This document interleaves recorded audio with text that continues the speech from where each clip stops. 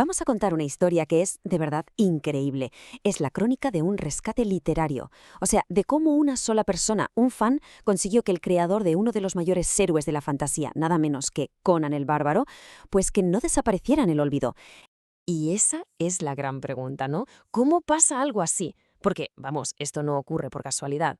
A veces, hasta las leyendas más grandes necesitan que alguien les eche una mano para seguir vivas, sobre todo cuando su llama, su recuerdo, estuvo a punto de apagarse del todo.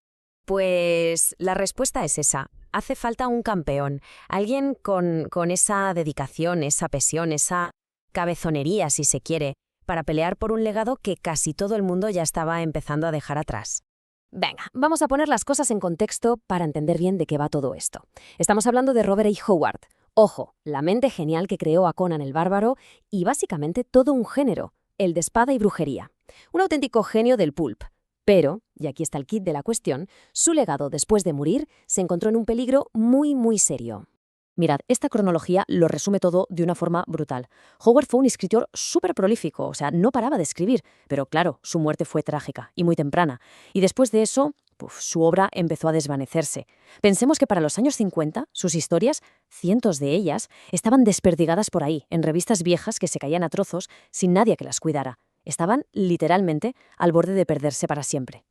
Y es justo aquí, en este punto crítico, cuando aparece nuestro protagonista. Pero no es un bárbaro con una espada, no. Es un fan con una misión. Su nombre, Glenn Lord. Y su historia es la de cómo una simple afición, una pasión, se transformó en una auténtica cruzada personal. Es que esta progresión es alucinante, de verdad. Glenn Lord no tenía un plan maestro ni nada por el estilo. Empezó como lo que era, un simple coleccionista. Pero esa afición, ese empeño, le llevó primero a publicar un pequeño libro con su poesía. Y al final, casi sin buscarlo, acabó en la posición de ser el guardián oficial de toda la obra de Howard. Casi nada. Como en toda buena historia de aventuras, siempre hay un punto de inflexión, ¿verdad? Ese momento que lo cambia absolutamente todo. Pues en esta historia, ese momento fue un descubrimiento, un hallazgo que parece sacado de verdad de una de las novelas del propio Howard, algo que estaba a punto de reescribir el futuro de la literatura fantástica. Esta frase lo dice todo, resume a la perfección el impacto que tuvo este hombre. Porque antes de contar cuál fue ese gran descubrimiento, es clave que entendamos la escala de lo que consiguió. No es solo que salvara la obra de Howard del olvido, es que se la presentó a millones de personas, a generaciones nuevas. Y todo se reduce a dos palabras que lo cambiaron todo. El baúl, así como suena. Cuando Lobskerville se convirtió en el agente literario, consiguió localizar un viejo baúl que guardaba los archivos personales de Howard. Y lo que encontró dentro, bueno, era sin más un tesoro perdido, un auténtico tesoro. Es que intentemos imaginar ese momento, la emoción. Abres ese baúl y dentro hay relatos enteros que nadie jamás había leído. Borradores que te enseñan cómo trabajaba, cómo creaba. Cartas superpersonales que te descubren sus pensamientos, sus miedos. Y poemas que todo el mundo daba por perdidos. Lord no encontró solo papeles, no. Lo que rescató fue el alma de Howard. Claro, encontrar el baúl no fue el final de la historia, fue el principio. Con todo ese material increíble en sus manos, Glenn Lord tenía por fin las herramientas que necesitaba para empezar un auténtico renacimiento, para devolver a Howard al lugar que, por derecho, le correspondía. Y esto lo demuestra todo de una forma supervisual. Es que solo hay que ver el gráfico. Compara el interés que había por publicar a Howard antes de que Lord entrara en escena y lo que pasó 20 años después. El salto es que es espectacular.